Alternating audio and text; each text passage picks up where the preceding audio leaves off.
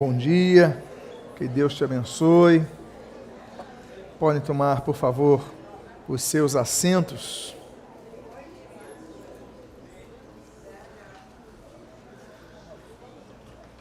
Nesses 500 anos da Reforma Protestante, a qual nós celebramos efusivamente na semana do dia 31 de outubro, nós temos dedicado, então, uma série de mensagens a respeito da mesma, e essa série toda ela está disponível no YouTube, no canal da Igreja de Nova Vida da Tijuca, e você pode então ter acesso. Hoje nós vamos dar continuidade ao oitavo estudo dessa série, Reforma Protestante número 8, e hoje nós falaremos mais sobre dois debates importantes na vida de Lutero, na vida da Reforma, que são os debates de Heidelberg e Leipzig, entre os anos de 1518 e 1519. Eu quero lembrar, então, que todas as mensagens estão disponíveis no YouTube e também todos os textos das telas que você está vendo, eles foram extraídos desse livro, Martinho Lutero e a Reforma Protestante, livro este que está disponível ali na livraria da igreja ou também pelo site www.escriptura.com.br. Vamos, então, fazer uma oração.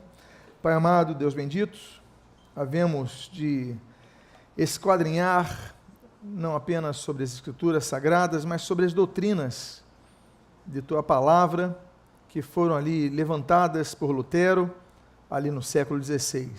Abençoa-nos, agracia-nos, elucida-nos, e o que nós pedimos, nós o fazemos agradecidos em nome de Jesus. Amém e amém. Eu abro com um texto de 2 Timóteo, capítulo 3, versículo 16, versículo 17, que diz assim: toda a Escritura é inspirada por Deus e útil para o ensino, para a repreensão, para a correção, para a educação na justiça, a fim de que o homem de Deus seja perfeito e perfeitamente habilitado para toda a boa obra.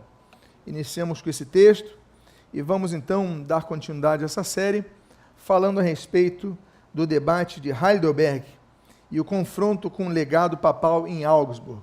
Estamos então em 1518. Lembra os irmãos que Lutero cravou as 95 teses ali na Igreja de Todos os Santos, a Igreja do Palácio em Wittenberg, em 1517. Então estamos no ano seguinte. A reforma está se ampliando, e Lutero vai escrever 40 teses para um debate em Heidelberg. Vou explicar o contexto. Você está vendo aí no mapa, a distância de Wittenberg para Heidelberg é de 550 quilômetros, e Lutero, ele era vigário geral sobre 11 conventos da região. E como vigário geral, ele tinha que prestar contas de 3 em 3 anos de suas atividades. Então, todo ano ele tinha que percorrer 11 mosteiros e conventos, mas a cada 3 anos ele tinha que prestar contas em Heidelberg, no convento central ali de Heidelberg. Bom, era uma oportunidade importantíssima para Lutero, por quê? Porque se Lutero percorria cada convento, os 11 conventos que ele era vigário geral, e ali ia trazendo um pouco de sua doutrina, nesse evento, que aconteceu no dia 26 de abril de 1518, todos os conventos teriam representantes ali em Heidelberg. Então seria uma oportunidade para Lutero falar sobre a doutrina reformada para todos os líderes desses mosteiros e de outros que estavam presentes. Então o superior dele, Staupitz, falou: Lutero, então aproveita e prega. E Lutero então prega, e ali nós temos o surgimento da chamada teologia da cruz de Lutero. Lutero, então, ele pega e ele desenvolve uma teoria dizendo: essa aqui é a teoria da cruz, em detrimento à chamada teologia da glória, que glorificava muito as pessoas, falavam isso. Não, mas a teologia da cruz, nós temos que passar pela cruz. E essa teologia é importante porque Lutero vai reafirmar, em algumas de suas teses, mas no bojo das 40 teses, mas algumas delas vai reafirmar a questão da importância de passarmos pela cruz para mostrarmos que os méritos de nossa salvação não são nossos, mas são de Cristo. Nós somos salvos não por nossa glória, não por nossa força, não por nossos méritos, mas pelos méritos de Cristo. Então nós temos, por exemplo, a tese 21, quando Lutero afirma: o teólogo da glória afirma ser bom o que é mal, e mal o que é bom. O teólogo da cruz diz as coisas como elas são, tese 25. Justo não é quem pratica muitas obras, mas quem sem obra, muito que em Cristo. Depois ele vai falar sobre isso, eu só estou aqui dando uma avançar. E ali ele desenvolve, ele vai no debate das explicações das indulgências, ele vai dizer o seguinte: pois a justiça de Deus não é adquirida através de atos frequentemente repetidos, como ensinou Aristóteles, mas é infundida pela fé, pois o justo vive a partir da fé, Romanos 1,17. E ele cita Romanos 10,10, com o coração se crê para a justiça. Daí quero que aquela expressão sem obras seja entendida não no sentido de que o justo nada opere, mas no sentido que as suas obras não fazem a sua justiça. Antes, é a sua justiça que faz as obras, pois é sem a nossa obra que a graça e a fé são infundidas ao que de imediato seguem as obras. Assim, diz Romanos 3,20, pessoa alguma será justificada a partir das obras da lei. E Romanos 3,28, julgamos, pois, que o ser humano é justificado pela fé sem as obras da lei. Bom, o que Lutero está querendo dizer aqui? A doutrina romanista sempre pregou a importância das obras para a salvação. Então, para você ser salvo, você tem que fazer penitências. Para você ter o perdão dos pecados, você tem que ir até o padre confessar a ele, e ele vai te absolver dos pecados, depois te dar uma tarefa de obras. Reza Pai Nosso, reza Ave Maria, sobe a escadaria da penha, acende vela, dá esmola, enfim. Ele dá uma série de tarefas que são obras, e a pessoa crendo que fazendo essas obras, a pessoa vai ter os seus pecados perdoados. Lutero ele resgata o sola fide, assim como sola gratia, a compreensão, e aqui ele cita vários textos bíblicos, aqui todos eles basicamente romanos, mas a compreensão que nós somos justificados não pelas obras, porque mesmo que nós fizéssemos todas as boas obras, e nós façamos todas as boas obras, nós não seremos salvos por isso. Ninguém é salvo pelas obras. Ah, mas temos pessoas maravilhosas que fazem boas obras, a Madre Teresa de Calcutá, fulano de tal, Bill Gates, sei lá. Você pode citar vários nomes de pessoas que dedicam fundos ou vida ou tempo para boas obras. Mas Lutero, ele volta à Bíblia. Ele não se pauta nas boas intenções, ele se pauta no texto da Bíblia, por isso a importância do solo Escritura. Nós somos salvos não pelas nossas obras, porque ninguém tem condições de se auto-resgatar. Nós somos salvos pelos méritos de Jesus na cruz do Calvário. É depositando nossa fé nele e não nas nossas obras que nós somos salvos. Por isso que ele fala da teologia da cruz.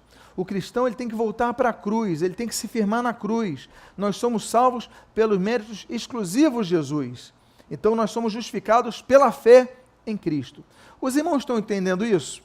Então, muito da teologia de Lutero vai se pautar na justificação pela fé em Jesus Cristo. Então as pessoas têm que, em primeiro lugar, se firmar em Cristo, fortalecer em Cristo. E aí ele vai trabalhando sobre essa questão. E Lutero, então, volta a salientar que a graça de Deus, ou seja, o favor que Deus atribui, a boa vontade de Deus, a graça divina, é a única possibilidade do pecador conseguir chegar a Cristo. Porque como é que ele vai chegar a Cristo? Aos méritos de Cristo. Então, nesse debate de Heidelberg, ele diz, por exemplo, nas teses 16 e 26. A 16 diz assim: o ser humano que crê querer chegar à graça fazendo o que está em si acrescenta pecado sobre pecado, de sorte que se torna duplamente réu. Tese 26. A lei diz, faz isso, mas nunca é feito. A graça diz, crê neste, e tudo já está feito. Porque se for pela lei, a gente vai cada dia mais fazendo obras, mas a gente não crê em Cristo. Há muitas pessoas que fazem boas obras, amados irmãos, obras melhores que muito cristão. Se nós formos falar de obras, os espíritas estão anos à frente de muito cristão. Eles se dedicam a boas obras, têm orfanatos, asilos, dão comida aos pobres, ajudam as pessoas. Não estamos questionando o lado altamente positivo dos espíritas. assim como muitos católicos romanos e outros idólatras. São pessoas boas, de boa índole, pessoas que fazem coisas muito boas e, olha, imitáveis, que nós cristãos devemos imitar.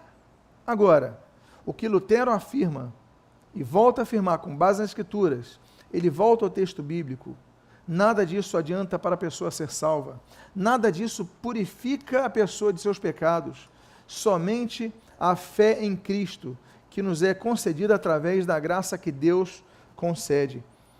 Então, Lutero, sobre essa tese, ele vai explicar o seguinte: pela fé, Cristo está em nós, sim, é conosco, mas Cristo é justo e cumpre todos os mandamentos de Deus, razão pela qual também nós cumprimos todos eles através de Cristo, uma vez que ele se tornou nosso pela fé. Alguém já disse que para sermos salvos nós temos que obedecer os 10 mandamentos que Deus deu a Moisés. Primeiro erro, Deus não deu 10 mandamentos a Moisés. Deus deu 613 mandamentos a Moisés. Deus deu 10 mandamentos a Moisés no Monte Sinai, quando Moisés subiu, e ali ele deu 10 mandamentos, em frente e verso, de 2 tábuas da lei. Mas depois que Moisés desceu, Deus deu mais 603 mandamentos. Ora, então a lei, quando Paulo fala sobre a lei, quando o Novo Testamento fala sobre a lei, ele não está falando dos 10 mandamentos, decálogo, que nós chamamos. Ele está falando de 613 mandamentos. E a Bíblia diz que é impossível, não dá. Lutero vai falar, não dá para cumprir os 613 mandamentos. Se eu tivesse que cumprir os 613 mandamentos, eu teria que deixar a ponta do meu cabelo crescida, estaríamos guardando o sábado, estaríamos... Várias questões relacionadas a isso, são 613, que são impossíveis de serem praticadas. A gente vai falhar num, e Paulo fala que se a gente falhar um, a gente falha em todos, não adianta. Então, nós somos justificados não pelas obras da lei, mas pela graça que Deus nos dá, para, mediante a fé em Jesus Cristo, sermos justificados pelos méritos de Cristo.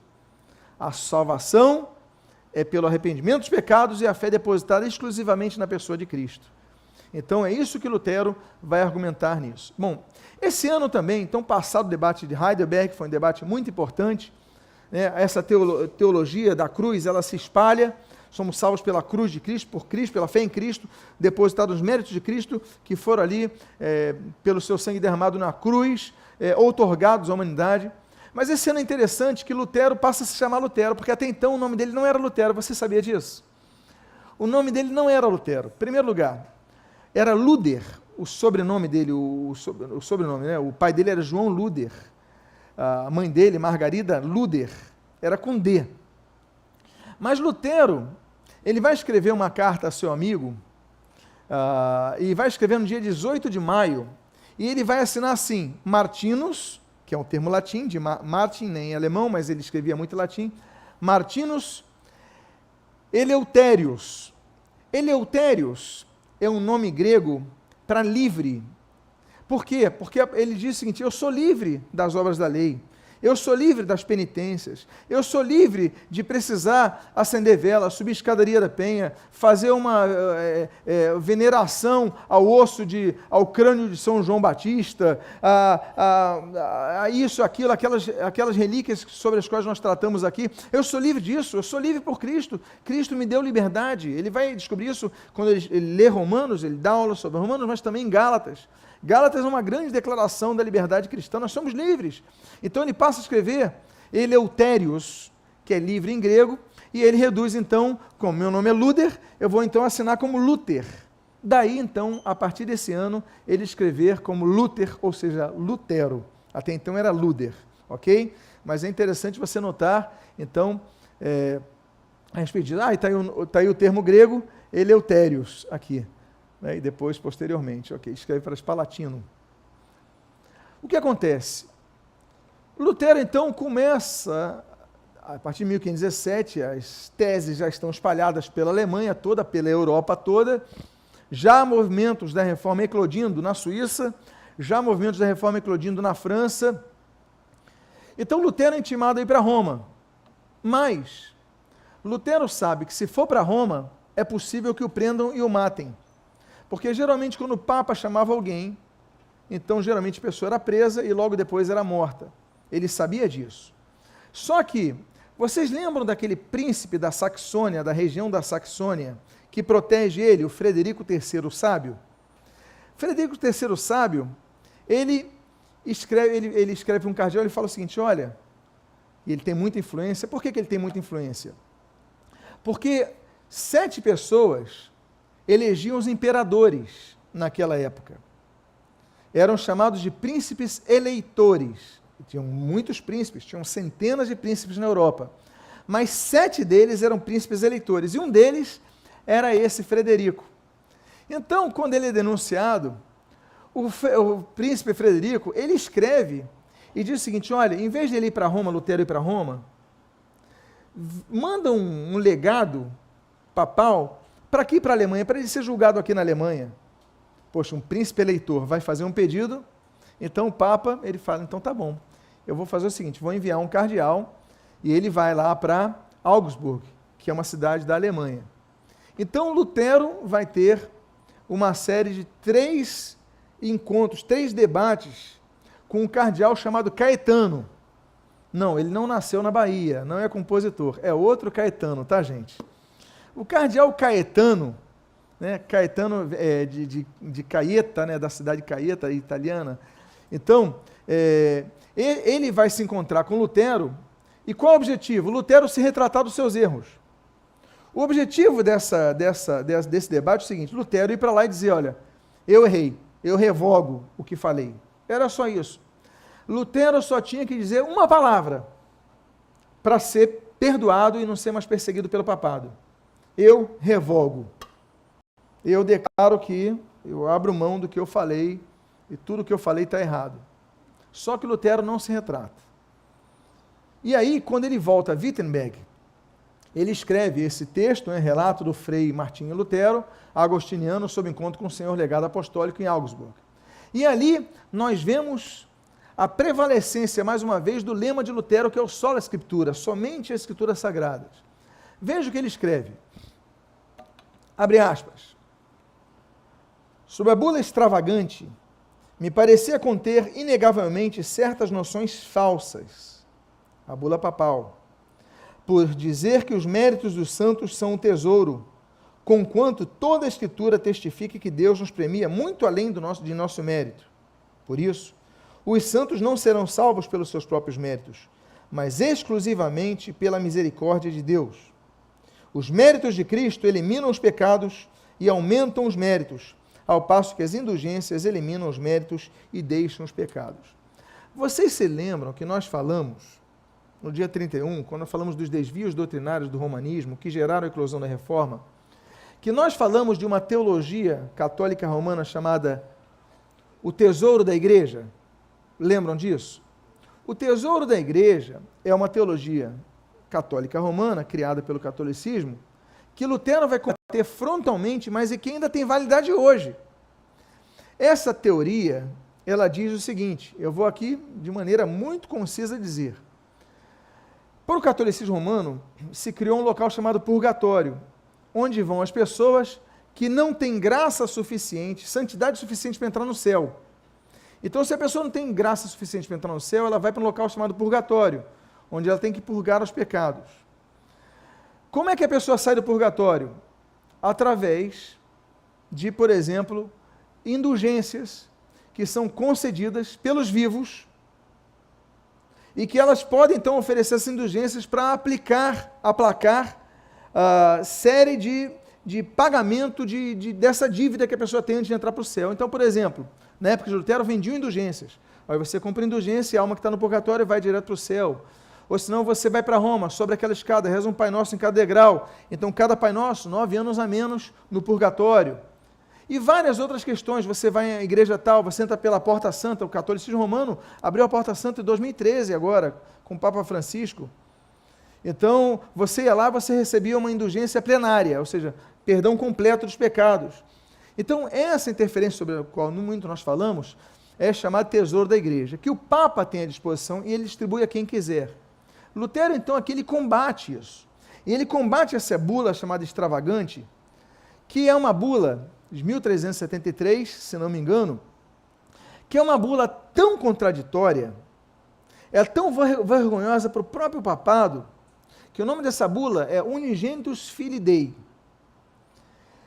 Ela é tão vergonhosa que, séculos depois, um outro Papa, Clemente, ele escreve uma nova bula e coloca o mesmo nome, Unigenitus Filii Dei, para que alguém, quando falasse dessa bula, lembrasse da bula posterior e essa como se apagasse a anterior. Tanto é que ela é chamada de extravagante. E Lutero aqui fala, olha, os santos não são salvos pelos seus próprios méritos, não são salvos pelos méritos de alguém que peça intercessão por ele, que pague uma indulgência por ele, que faça uma penitência por ele, não. Eles são salvos exclusivamente pelos méritos de Cristo. Então aqui é o que ele coloca nesse debate.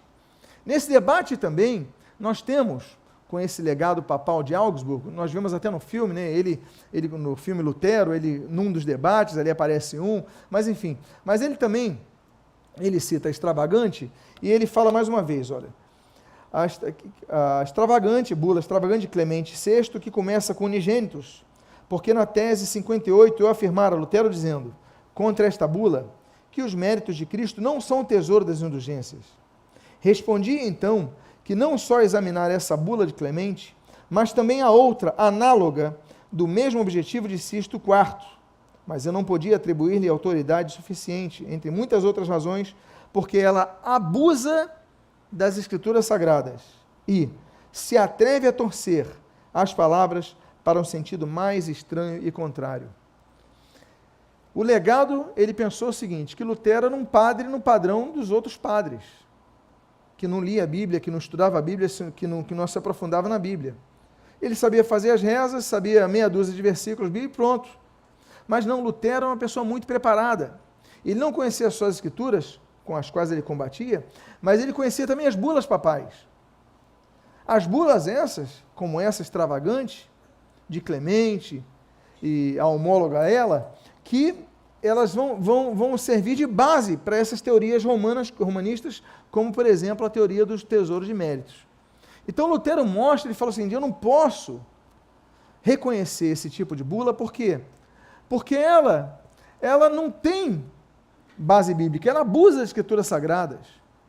E olha, ela torce as Escrituras Sagradas. Então, como é que eu vou me submeter a essa bula? Então nós temos a questão do princípio de Lutero, das Sagradas Escrituras, porque as Sagradas Escrituras nos balizam, nos delimitam, e Lutero então muito vai falar sobre isso. Nós temos também a base da sola fide, ou seja, somente a fé. Ele diz assim, abre aspas, a segunda acusação é que, na explanação de minha tese de número 7, afirmei que ninguém pode ser justificado senão pela fé. Verdade infalível é que ninguém é justo senão quem crê em Deus, como diz Romanos 1,17, o justo viverá pela fé. Por isso, quem não crê já está julgado e morto, como diz João 3,18. A fé, no entanto, não é outra coisa senão crer no Deus que promete ou diz, conforme Romanos 4,3. Abraão creu em Deus, e isso lhe foi imputado para a justiça. Mais uma vez, Lutero reitera, nós somos salvos pela fé, não são pelas obras, não é pela intercessão de alguém, não é pela reza de um parente, não é pela canetada de um papa, não, nós somos salvos pela nossa fé em Cristo Jesus, como a Bíblia afirma. Então, sempre Lutero, ele vai trazer seus argumentos pautados nas Escrituras Sagradas. Lutero também, nesse encontro com o delegado papal em Augsburgo, ele vai rejeitar a alegação de que o Papa estava acima da autoridade da Igreja. Porque Lutero, e depois nós vamos falar sobre isso já ainda hoje, Lutero ele vai ter uma saudável percepção de que a Igreja não é apenas uma instituição que tem um líder, que tem um chefe. A Igreja é algo maior do que isso. Então, a ideia romanista é o seguinte, a Igreja ela tem um líder e o líder é o Papa. E o líder manda, e o líder é chefe. E ninguém está acima dele. Então Lutero rejeita isso, vamos falar mais sobre isso, mas vou ler apenas esse trecho, né? Salientar que o poder do Papa, porque este estaria acima do concílio, acima da Escritura, acima de toda a Igreja. Pedro, quando não procedeu corretamente, segundo a verdade do Evangelho, como diz Gálatas 2,14, realmente foi repreendido por Paulo. Portanto, não é de se estranhar que seu sucessor tenha falhado em algum ponto, uma vez que também em Atos 15:13 a seguir, a doutrina de Pedro não foi reconhecida até receber a anuência de Tiago, e tornar-se consenso de toda a igreja. Em questões de fé, não só o concílio geral está acima do Papa, mas também qualquer fiel, caso se apoiar em abonação e razão melhores que o Papa, assim como Paulo agindo em relação a Pedro em Gálatas 2:14. Olha a ousadia de Lutero. Lutero não disse apenas que o Papa estava abaixo de um concílio da igreja, uma reunião de líderes da igreja, o Papa estaria abaixo deles, o que já seria uma afronta para o católico romano, mas ele diz que qualquer crente podia estar acima do Papa, se tivesse uma razão melhor, ou seja, algo mais razoável que apresentar ao Papa, ou se faltasse nas Escrituras. Ou seja, se um cristão qualquer, você, tiver um argumento bíblico, uma razão saudável nesse argumento, e o Papa trouxer um argumento que não tem a base bíblica, você está acima dele. Porque o Papa está sujeito às Escrituras Sagradas, e não acima das Escrituras Sagradas. O que o Papa dizia, as pessoas diziam amém, aceitavam, passivamente. E Lutero vai combater isso, ele vai então falar sobre só a Escritura. Não, qualquer crente que é balizado na palavra, ele tem mais autoridade que qualquer Papa, que qualquer pastor. E a verdade é essa. Tanto é que os católicos romanos, eles ensinam que os papas são sucessores de Pedro. Então Lutero, ele vai falar sobre isso. O próprio Pedro só teve os seus argumentos validados quando Tiago aceitou. Vocês lembram de Atos 15? Atos 15 é aquele degládio, aquele gládio que vai ser mencionado em Gálatas 2. Né? Nós temos ali os judaizantes, os crentes judaizantes que queriam impor as regras do judaísmo no cristão, ou seja, o cristão tem que circuncidar, o cristão tem que guardar o sábado, o cristão tem que obedecer os mandamentos de Moisés. E nós temos Paulo falando, não precisa de nada disso para seguir a Cristo. Isso é desnecessário, é totalmente desnecessário, isso é coisa do judaísmo. Pedro, ele foi hipócrita, muito hipócrita, porque na frente de Paulo ele concordava com Paulo, mas quando Paulo não estava, ele concordava com os judaizantes. Nesse concílio que tem em Jerusalém, que vem o pessoal de Antioquia, aí chega esse concílio e temos os judaizantes, temos Paulo, e ele surpreendentemente, Pedro então ele se abre, ele fala, não, realmente, isso tudo não é necessário e tal, então Pedro ali, mas ele dá uma posição positiva aos argumentos de Paulo, só que ficou em silêncio. Aí Tiago, que é o presidente da igreja, o Tiago ele pega a palavra e diz, Atos 15, olha, pelo que julgo eu, isso e aquilo. Ou seja, se Pedro é o primeiro Papa, ele não teve a sua palavra aceita até o presidente da igreja de Jerusalém dizer, pelo que julgo eu, pelo que decido eu, Tiago. Então, Lutero lembra isso também. E Lutero lembra que essa postura hipócrita de Pedro, ela vai ser combatida por Paulo em Gálatas 2, e até hoje a gente tem o puxão de orelha que Pedro leva de Paulo. Paulo só fala chamar ele com ipsis literis hipócrita. Você é um hipócrita, você é um duas faces. E até hoje a gente tem essa reprimenda aqui. Por quê? Se ele era o Papa, peraí, mas ele foi repreendido por Paulo. O Papa também é repreensível. Ele também erra. Se ele não tiver com base nas Escrituras, ele é digno de ser repreensível. Então, isso nós vemos aí em Lutero. E aí o Solo Escritura, mais uma vez, ele diz assim, de maneira mais clara, pois o Papa não está acima, e sim abaixo da palavra de Deus, conforme aquela passagem de Gálatas 1:8. Mas, ainda que nós, ou mesmo um anjo vindo do céu, vos pregue evangelho que vá além do que vos temos pregado, seja anátema, seja amaldiçoado. Se vier um anjo pregar outro evangelho, não aceita a palavra dele. Mesmo que nós peguemos outro evangelho, não aceita a palavra dele. Ou seja, tudo tem que estar pautado nas Escrituras Sagradas. Então essa é a grande luta e é um grande legado que nós temos, Lutero, nesse debate com o legado de Augsburg. E ele conclui a sua defesa dizendo o seguinte, em 1518, devo eu retratar-me sem que se tenha provado o meu erro? Não farei. Porque eles falam o seguinte, não, só fala o seguinte, Lutero, uma palavra, revogo. Bastava Lutero dizer uma palavra, mas ele falou, que no filme Lutero está muito bonzinho, está muito aqui, você vê pelos escritos que Lutero é mais incisivo. Devo eu retratar-me sem que se tenha provado o meu erro? não farei. Pelo contrário, nego com firmeza e confiança que os méritos de Cristo estejam de alguma maneira nas mãos do Papa. Os méritos de Cristo não estão nas mãos do Papa para ele conceder indulgência, para ele conceder anos a menos no purgatório, para ele conceder perdão. Não. Os méritos de Cristo não estão de maneira, eu nego essa questão. E ele propõe, então, a realização de um concílio, e ele assegura o direito que todo cristão tem de desobedecer ao Papa.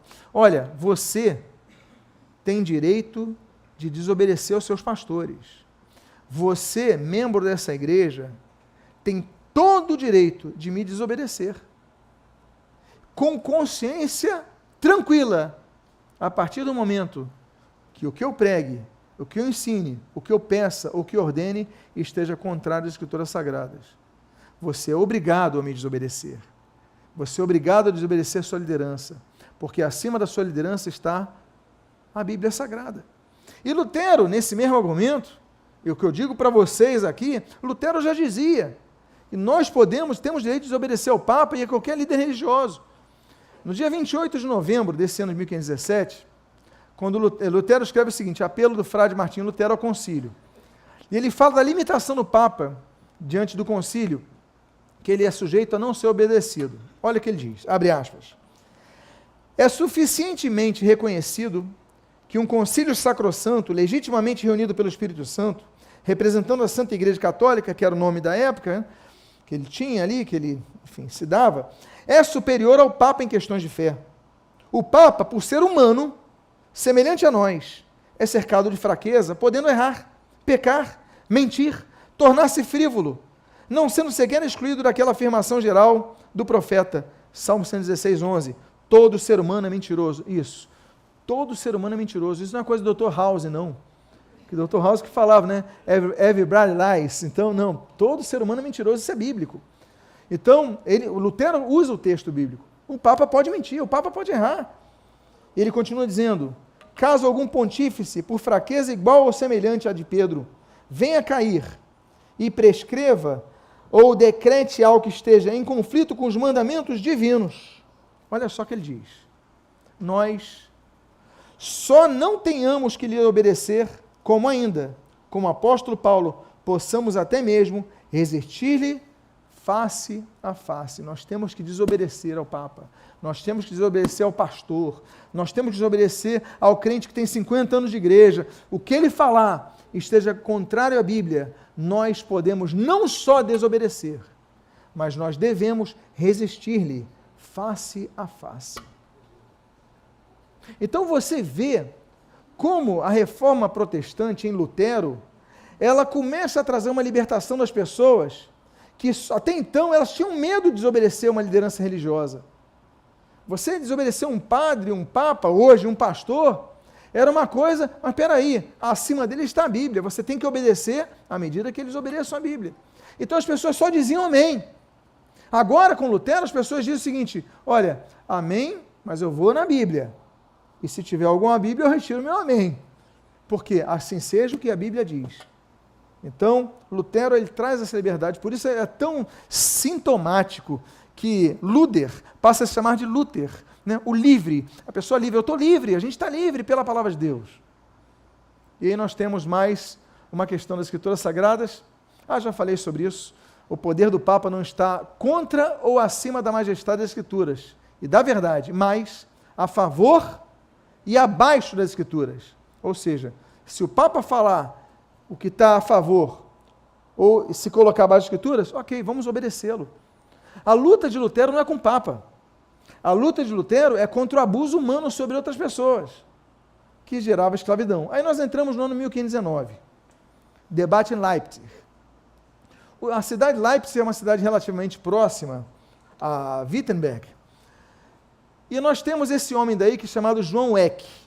Bom, ele é um grande teólogo, é um grande advogado, e ele escreve um texto para falar da primazia do Papa sobre o concílio da igreja, sobre os fiéis, porque ele vai rebater Lutero.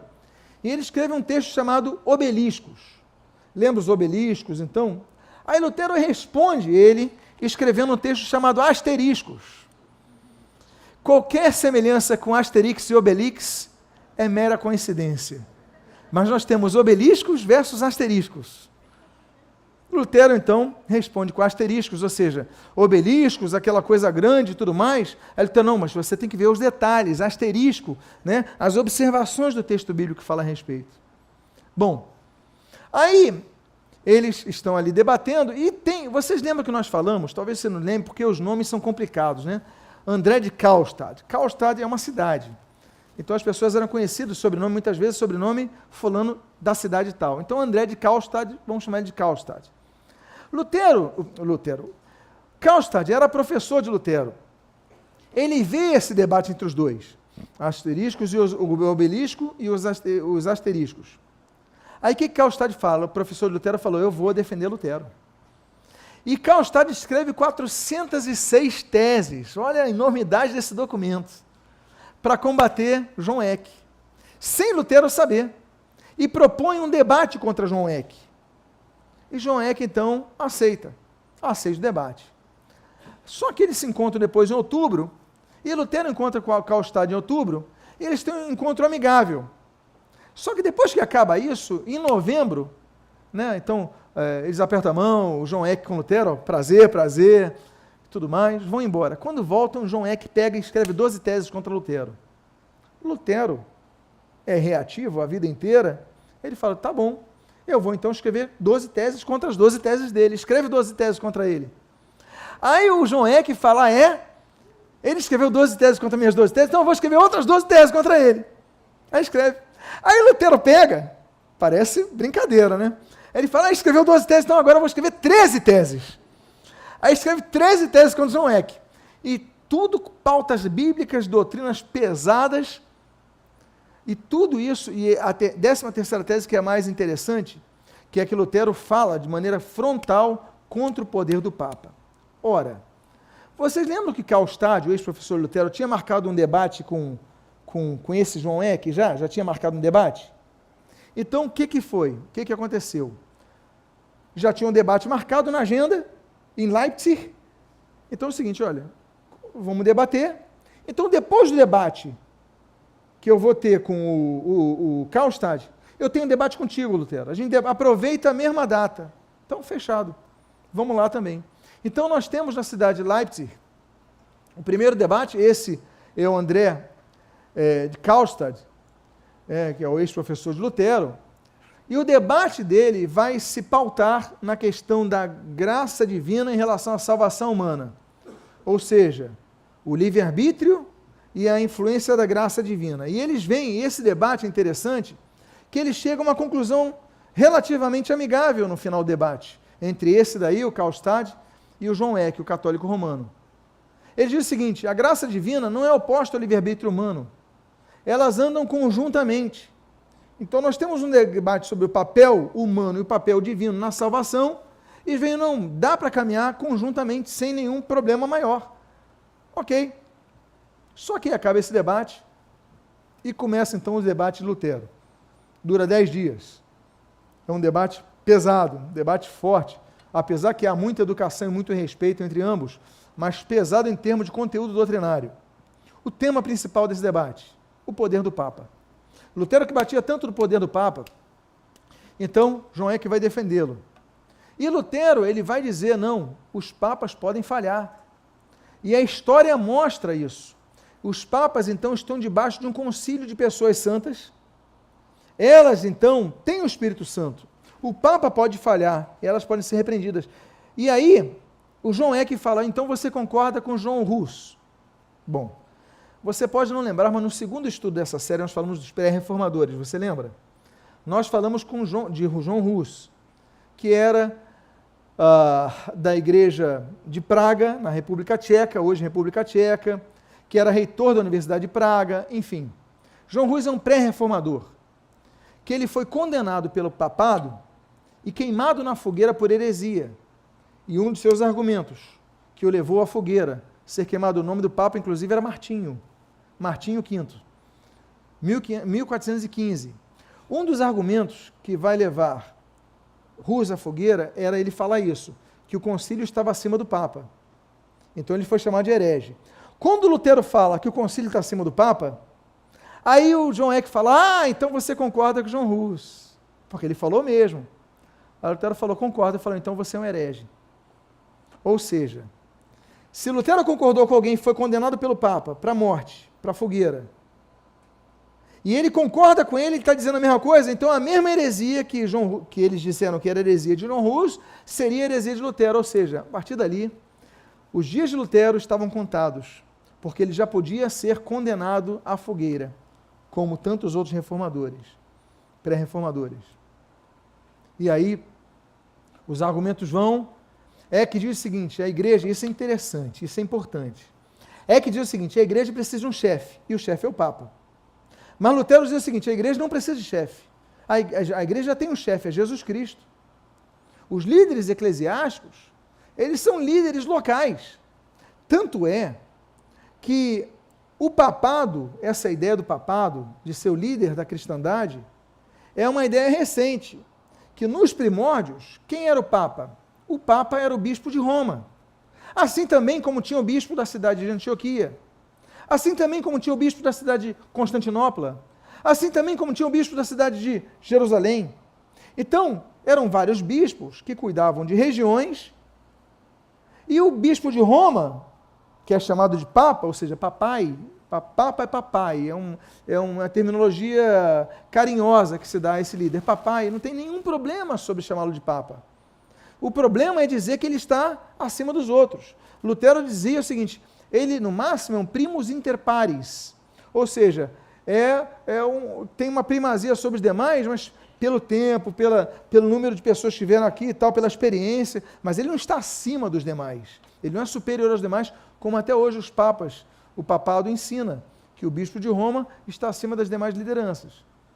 Então, enquanto, por exemplo, percorriam a questão do purgatório, Lutero ele mostra um pouquinho esse debate. John Eck era um excelente advogado, mas era um teólogo falho. Olha o que ele diz. Nosso doutor Eck tem corrido hoje sobre a Escritura sem tocar na mesma, quase como uma aranha passando por cima da água. Você já viu a aranha andando em cima da água? Ela quase não encosta na água, de tão leve. Então Lutero, olha, o doutor Eck, ele está debatendo doutrina e teologia, mas ele é que nem uma aranha em relação às Escrituras, ele nem toca nas Escrituras, ele passa por cima. E os debates eram assim. Se defendia a tese do primado papal, mas não sem a Bíblia, se usava um texto fora de contexto, sem usar os outros textos. Então Lutero faz essa referência a ele. E ele diz assim, o reverendo doutor Eck, aliás, essa frase de Lutero, ela vai entrar na frase popular. Todo mundo fala essa frase, olha só. O reverendo doutor Eck foge das Escrituras como o diabo foge da cruz. Essa frase de Lutero. Foge das Escrituras como o diabo foge da cruz. Quanto a mim, salvo respeito devido aos padres, prefiro a autoridade da Bíblia. É ela que eu recomendo aos nossos juízes. Olha, vamos respeitar os padres, temos que respeitá-los. Mas eu prefiro a autoridade da Bíblia. É ela que eu recomendo aos nossos juízes. Julguem pela Bíblia, não julguem pelo cargo, não julguem pela posição. É um legado papal, é um cardeal, é um pastor, é um padre, é um bispo, é um apóstolo. Não, peraí, julguem não pelo cargo, julguem pela Bíblia. Então nós temos mais uma vez o conceito do sola scriptura. E aí ele diz uma frase que deve ecoar em nossos corações, para qual é o caminho aqui para a nossa conclusão. Ele diz, um simples leigo armado com as Escrituras é maior que o mais corajoso Papa sem elas. Um simples leigo. Meus amados, se eu aqui falar algo, ensinar algo, não pautado pelas Escrituras, e tiver alguém aqui que seja novo convertido, que não tenha nem concluído o ensino fundamental, que não tenha tido oportunidade de estudar na vida, mas que tenha compreensão do texto bíblico e afirme, olha, pastor, a Bíblia é diferente. Essa pessoa tem mais autoridade que eu. E que qualquer um, como ele diz, um simples leigo armado com as Escrituras, eu gosto desse texto, armado com as Escrituras, porque a Bíblia ele entende como uma arma. E não é isso que diz a palavra de Deus? A armadura de Deus, nós vamos começar uma série essa quarta-feira. Todas as peças da armadura de Deus são de defesa. Capacete, couraça, cinto, calçado. Só tem uma peça de ataque, a Bíblia diz, que é a espada do Espírito, que é a palavra de Deus. É a única peça de ataque. Então ele fala, um simples beijo armado com as Escrituras é maior que o mais corajoso papa sem elas. Bom, amados irmãos, nós vamos continuar depois com o ano de 1520, que é o ano dos grandes tratados de Lutero. Mas que fica então esse ensinamento de Lutero, que ecoa até nossos dias, que nós não podemos ser inibidos pelos cargos eclesiásticos. As pessoas não podem exercer domínio porque o ser humano gosta de dominar outras pessoas. É a nossa tendência querer mandar nos outros, dominar os outros. E a religião é uma das armas mais efetivas que tem feito com que pessoas tenham manipulado outras pessoas, mantendo-as sobre regime. Os pastores, se você que nos vê em vídeo pertence a outras igrejas, os pastores, eles são servos de Deus, servos de Cristo, que é o bom pastor, que é o Senhor do rebanho, que é o dono das ovelhas, porque Ele que comprou as ovelhas pelo seu sangue, não nós, não os líderes. Mas acima dos líderes está a autoridade da palavra de Deus. Que Deus possa te abençoar, que você jamais se esqueça desses princípios. São bíblicos, que Lutero apenas resgatou, lutou, defendeu, sistematizou, mas são conceitos bíblicos. E que Deus te abençoe rica e abundantemente em nome de Jesus. Louvado seja o Senhor por isso. Amém, queridos? Vamos ficar de pé, vamos louvar ao Senhor e agradecer ao Senhor pela palavra de Deus que hoje foi a nós trazida. Pai amado, Deus bendito, nós te glorificamos, nós te agradecemos, porque nós aprendemos com esses dois debates nos quais Lutero participou em 1518 e 1519, o debate Heidelberg e o debate Leipzig, que nós possamos aprender a nos posicionar em prol sempre das Escrituras Sagradas, cientificados de que a nossa salvação é pela graça que nos concedes, e nós a exercemos através da fé nos méritos exclusivos de Jesus Cristo. Muito obrigado, abençoe as nossas vidas, e o que nós pedimos, nós te agradecemos em nome de Jesus. Amém.